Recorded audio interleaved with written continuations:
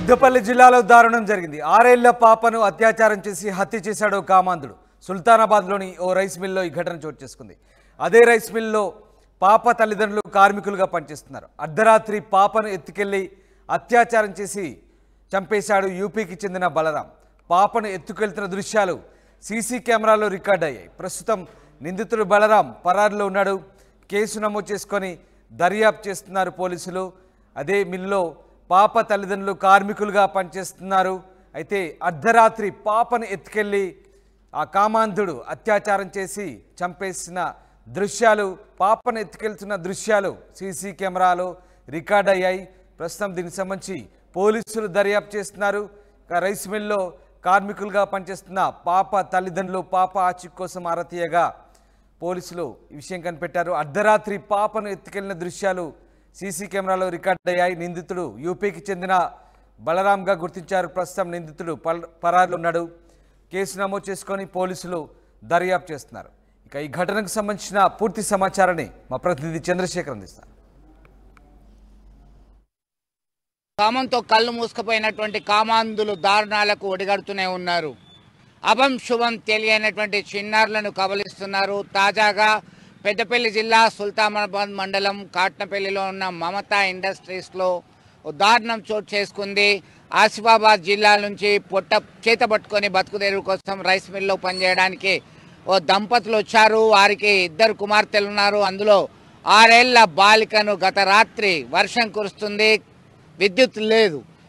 బలరాం అనేటువంటి ఉత్తరప్రదేశ్ చెందినటువంటి వ్యక్తి ఆమెని భుజాలపై మోసుకెళ్తున్నటువంటి ఫుటేజ్ కలకలం రేపింది.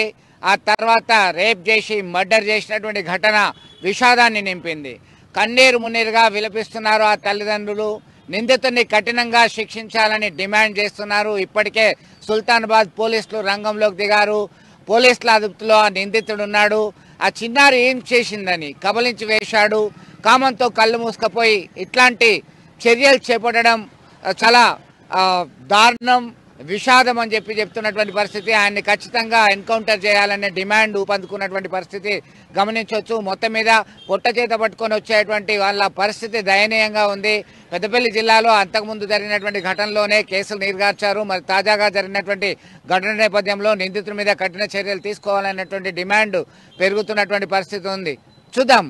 ఇప్పటికే పలు సెక్షన్ల ప్రకారం కేసులు నమోదు చేశారు.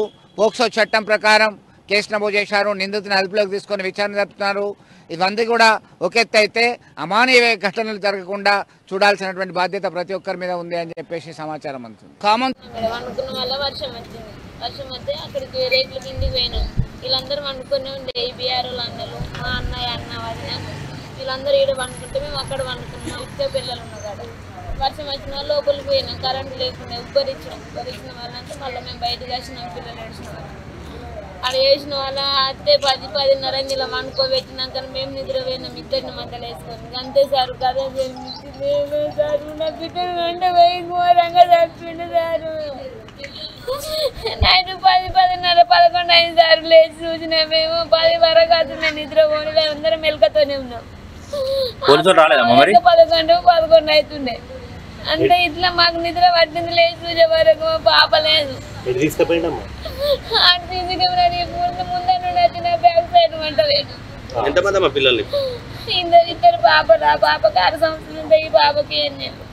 మీరు ఇక్కడికి వచ్చి ఎన్ని సంవత్సరాలు అవుతుంది? మేము వచ్చి నెల అవుతాను ఇక్కడికి వచ్చి. అంటే ఎవరు చూడలేదు అమ్మ తీసుకుపోయేటప్పుడు? కరెంట్ లేకుండా అందరు లోపల వండుకున్నారు. మేము బయటకు వచ్చినాం. లోపల నుంచి లేచిన వాళ్ళ కరెంట్ లేకుండా కదా ఉపరించి